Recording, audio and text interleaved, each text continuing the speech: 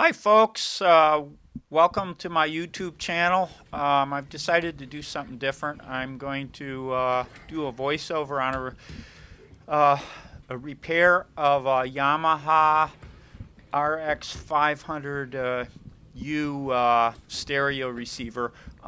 Basically what motivates this is I see some of these other YouTube channels, a lot of them I enjoy. A particular one called Musty One, where um, basically the guy goes out and finds junk people throwing at the curb, getting rid of, and fixes it up and makes it work. And he has a weekly YouTube video that comes out every Sunday morning, kind of on his efforts. I find it. I was thinking about this the other day. I don't even have to go to the curb to find stuff that's broken because I've got stuff breaking down in my house all the time. Seems like every other week. So I could at least have a monthly video on some repair of something or another, um, without even going to the curb and picking up trash. Um, and in this case, what I'm showing is I have a Yamaha RX500u stereo amplifier, receiver, whatever you want to call it. I've had this since the 80s, and I have it set up in my game room.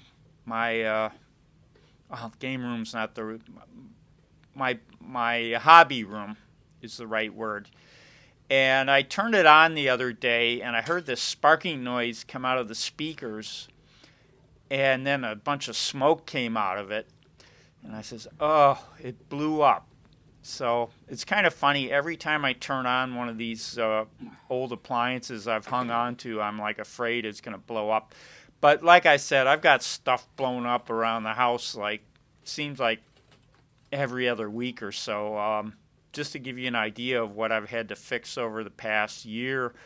Of course, there's automobile problems. I've had a couple broken wires in my Dodge Caravan where the doors, one in the front door and one in the sliding back door.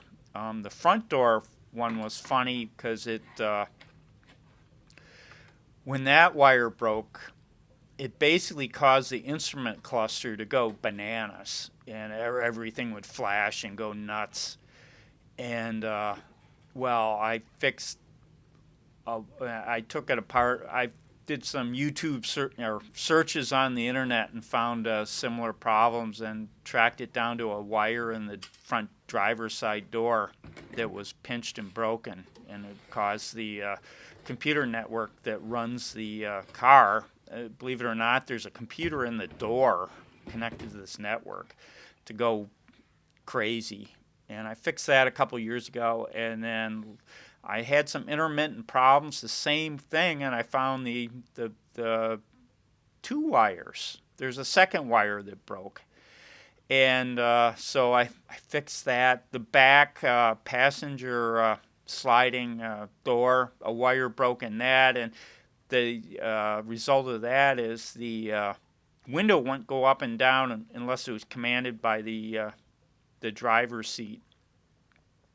So anyway, back to this Yamaha stereo. Here I am. I'm taking it apart. I decided to just video taking it apart, and this system was rather difficult to get apart. Kind of surprised me, and here I am trying to figure out how the thing comes apart.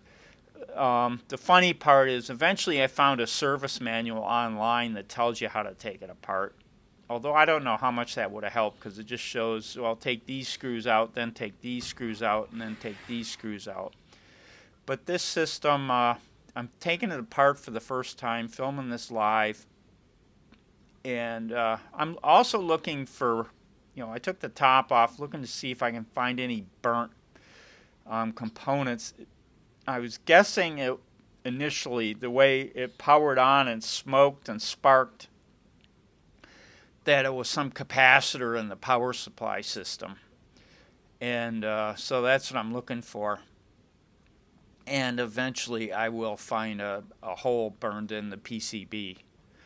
So anyway, here I am looking at it. Um, and some of the other things I've had to fix, I had a couple problems with my furnace this fall. Um, it's like 28 years old, and it was making a rattling noise. There's two blowers on it. It's a gas furnace. One blower vents the output from the well, here I am getting a light so I can see. I got such bad eyes. And I'll bet you right there. Oh, there it is. I found the hole. But yep, I found the hole.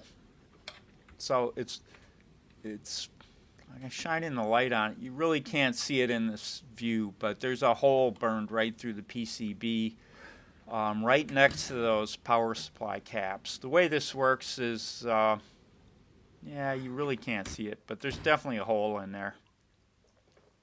But back to the furnace, I had a funny noise happening when I first turned it on, and there's two blowers in the furnace. One moves the air. It's a forced hot air, moves the air around the house. The other vents the exhaust gases from the gas burner. And when the way the thing comes on, it first starts by turning on the blower that vents the exhaust gases, because they want to make sure that blower is working before it turns on the gas flame, so you don't asphyxiate the residents of the house. Well, when that thing came on, it was making a worse and worse noise, and it sounded like bearings going out. Well, eventually I says, I can't leave this running. It's going to blow up. So I took the darn thing apart, and I was expecting to find the blower had bad bearings. I took it apart, and the bearings ran smooth as silk. There was absolutely nothing wrong with the bearings in that blower motor. And I was like, what the heck's going on? And I put it back together, and the first thing I noticed, I had an extra sheet metal screw. I said, this is strange. I just could not find any place. Oh, here on the Yamaha, I'm labeling the ribbon cables so I can put them back in the right place. Now, it turns out, I'll find out later on, that I did not need to pull these ribbon cables to get access to the back of the circuit board. But, you know, here I am labeling the ribbon cables and some are soldered in, some are just in on headers and can be pulled free. But anyway, I'm labeling them all so I can put them back. But anyway, back to the furnace. So I've got an extra screw. The bearing seems fine, so I put it back together, and it worked perfectly, no noise. So the best I can figure is some screw had gotten loose and fallen into the blower. But, you know, that's just typical. Of course, when I put it back together, it wouldn't fire up at all, and that's because there's taking the front door off the furnace, there's a switch that disables the furnace if anybody's opened the door, so you don't go in there and electrocute yourself. Well, that switch is broken. So now I got to replace the switch. Then I had problems with the thermostat, with the battery had corroded the connector. So just to fix this furnace, I had to replace 3 things, but I never found exactly what was wrong with that blower. The best I can figure is that extra screw had somehow fallen into there from one of the ducts or something. But how it got there, I have no idea. But, you know, the car with the broken wires, the furnace, I had to fix a microwave about a month ago. And, you know, I just figured, you know, all the stuff that's breaking around me, you know, who needs to go out and buy junk when I've got plenty of stuff breaking down in the house? So I figured with this stereo, I would see if I could make a video documenting the repair of it. And as I'm filming this, I'm going to tell you, this is part one of the repair job, because this went on for, and I'm just filming this first session of disassembling this thing. I'm figuring, well, a lot of times with these things, you pull the front panel off, you pull the knobs off, and that particular knob I'm looking at there is a selector for record out, and it's got an interesting little mechanism where there's a cable, like a bicycle cable, that actually moves a switch that's mounted on the motherboard. So I was never actually able to get that cable off, but I was able to get this thing apart. But yeah, it's just, this thing was harder to get apart than you would expect. And I went on YouTube, was looking for Yamaha RX500 series system repairs, and I found a few, none that had this exact problem.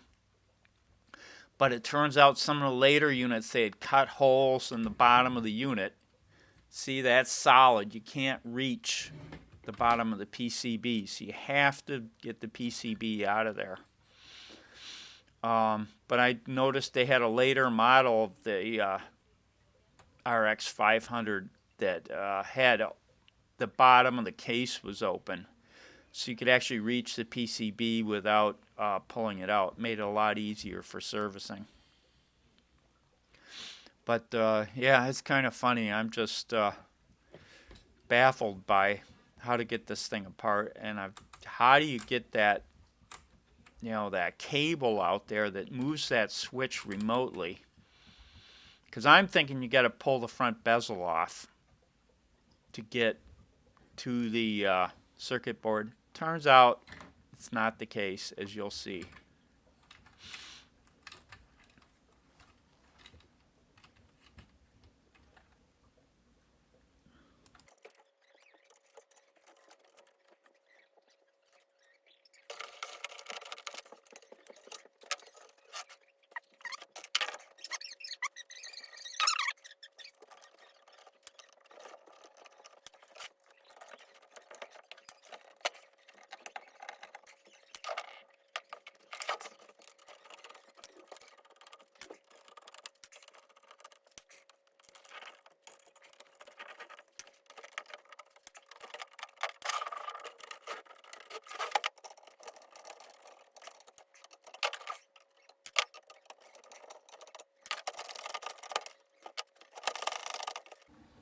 So here I am, still trying to wrestle with getting this thing apart. And I've got to get it apart because I'm convinced that the power supply section, either the diodes, the rectifier diodes, or those big caps you can see there had failed or shorted or something. And I want to get them out and test them. I can't even test them really in circuit very well because the leads are on the bottom. So I got to get this thing apart. But this is kind of how I go about these things.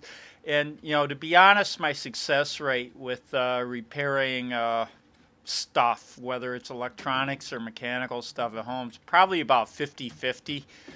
Especially electronic stuff, a lot of times I'll fail and give up. But usually I'll give it a shot, and sometimes I'm lucky.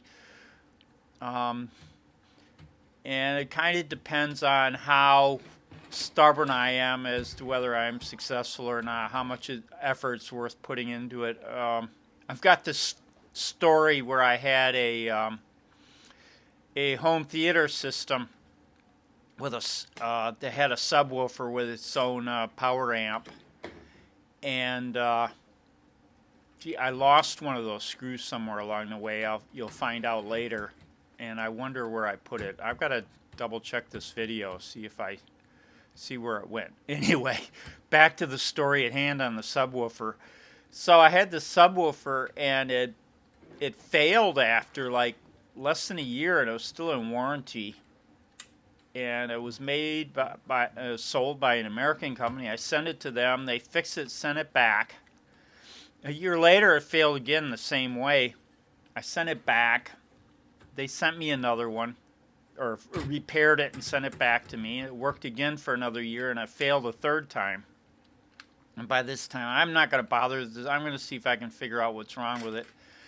And I took it apart, and I couldn't figure out what was wrong with it. I figured it was the power supply. The amp had blown up somehow, but I couldn't determine exactly what was wrong with it. So I said, screw this. I put the subwoofer out by the curb, and somebody snatched it up right away. I don't know if they were able to fix it or just wanted to use the speaker, but it didn't last long. But I bought another one, and sure enough, I bought it from a different manufacturer. There's no way I was going to go back to that manufacturer, because having had it repaired twice in like 2.5 years and failed a third time, it was like, why bother? So I went to a different manufacturer and got one.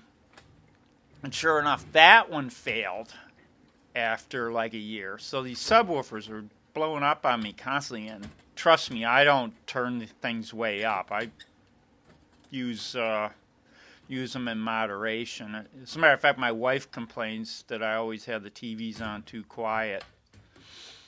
Look at that, I almost got this thing apart finally. Like a half an hour of work just to get the thing apart. It's ridiculous. Anyway, back to the subwoofer story. So I was determined to figure out how to fix this subwoofer. And right away I took it apart, figured out it was the power supply section. And I spent hours on this thing, and I was like pulling components. I forget what there was one component that was very unusual. I've never seen before. I forgot what it was called, but I built a test fixture for this component that ran it like off of 110 AC and worked kind of like a Zener diode and limited it to 50 volts. And I built a test fixture for this component, pulled it off the board, tested it. It was good. And I was doing this all kind. And finally, there was this subboard on the power supply, and I was fooling with it. I pulled off the subboard, and in pulling it off, one TO92 transistor fell off the leads, and it turned out the vibration had weakened the leads and broken the transistor. I found a new transistor, put it in there, put a lot of hot melt glue around it to stabilize it so it wouldn't weaken and fall off again, and it's been good ever since. But I was determined to fix that subwoofer because I just didn't want to buy another one and have it fail in a year.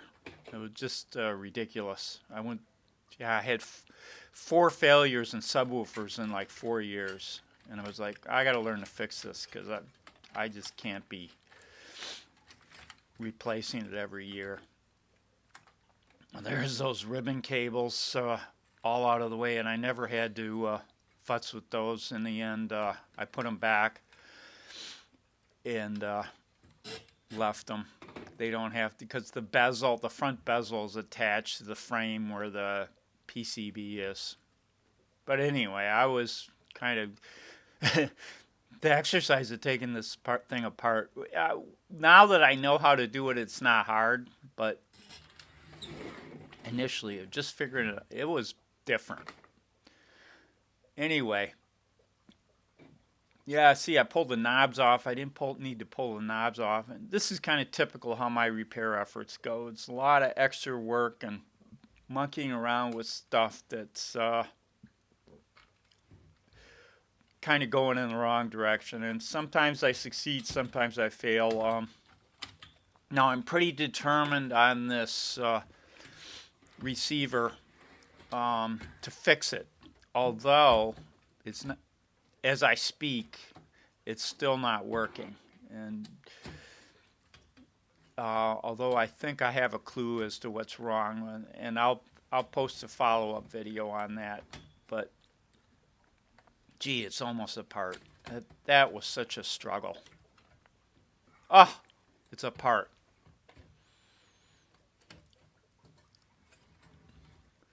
And there's these power cords. They're soldered in. It's a real pain in the butt to manipulate this thing around. And eventually I got it figured out so I can do it. But you basically put this section with the transformer on end, and then, yeah, see, I'm trying to get these things apart, and they are soldered in. So it's like these two pieces are stuck together. So it's really awkward to work on this thing.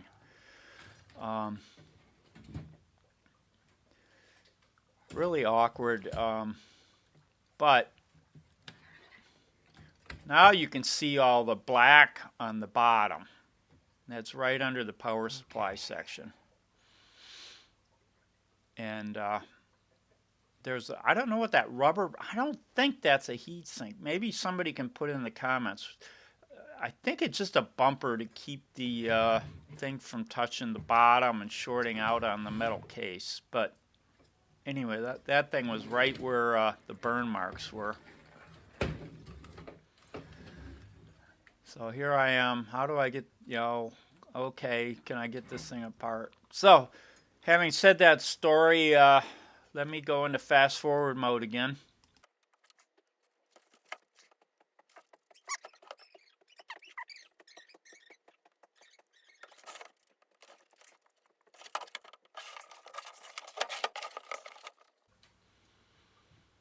Okay, next I'm going to get my soldering iron out and pull out these two big smoothing caps and the rectifier diodes. This is where I think the problem is, just based on where the smoke's at.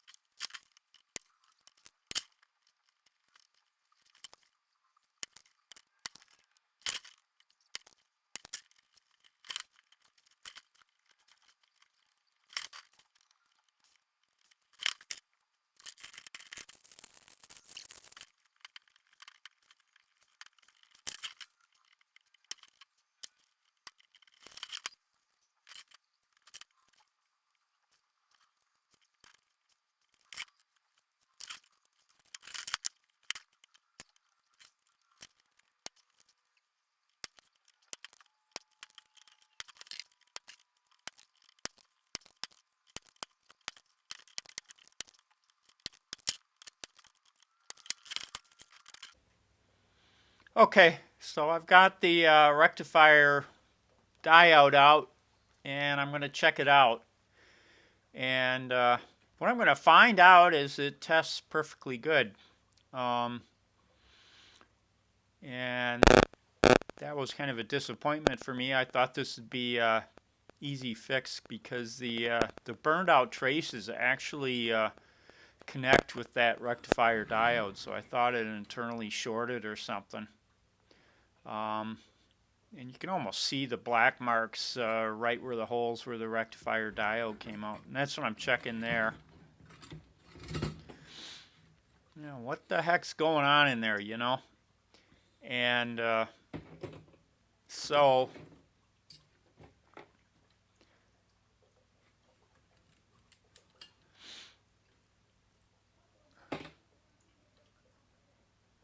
yeah, I'm checking out that hole. It's right next to that diode and saying, what the heck happened here? It's interesting how cheaply made these circuit boards are. I mean, Yamaha is a reputable brand, but and you'll see it now in mass consumer devices. Even they only put copper on one side of the PCB and a solder mask and a silk screen on the other side, and they use jumper wires to connect all these traces. It's incredibly cheaply made. I think nowadays they would probably do a two-sided copper because probably the cost, I don't know how much it costs to put in these jumpers. And actually, it's some jumper wires that were burned out there. Yeah, it's kind of strange that these jumper wires acted as a fuse, although maybe in a future video, assuming I'll do a follow-up video on this unit, I'll explain what might have happened. But I'm just checking out that circuit and seeing what the heck, what's connected where, and what could have shorted. And one of the reasons why I pulled this part is so I get a better look at what was going on under there. But in the end, I should have just pulled up the schematics and dug in detail on the schematics.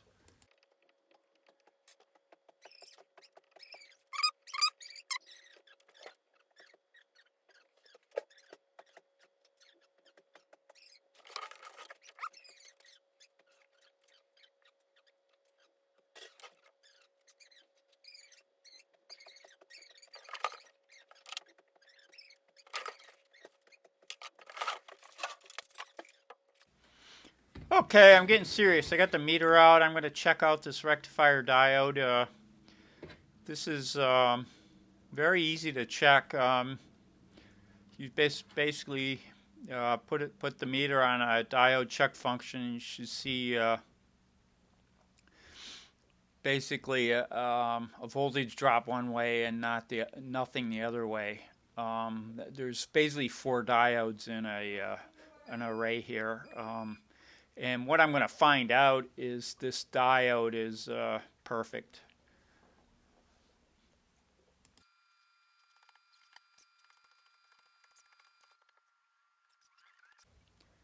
Yeah, so I was so sure it was going to be this diode because the wire leading off from it was burned up, but it's not the case. It was real disappointing. This particular video has gone long enough, so I'm going to end it here with a successful test of a diode, and next time we'll pick it up, this journey, and hopefully at some point in the future we'll be able to solve this mystery of why this stereo receiver blew up. Have a great day, and thanks for visiting.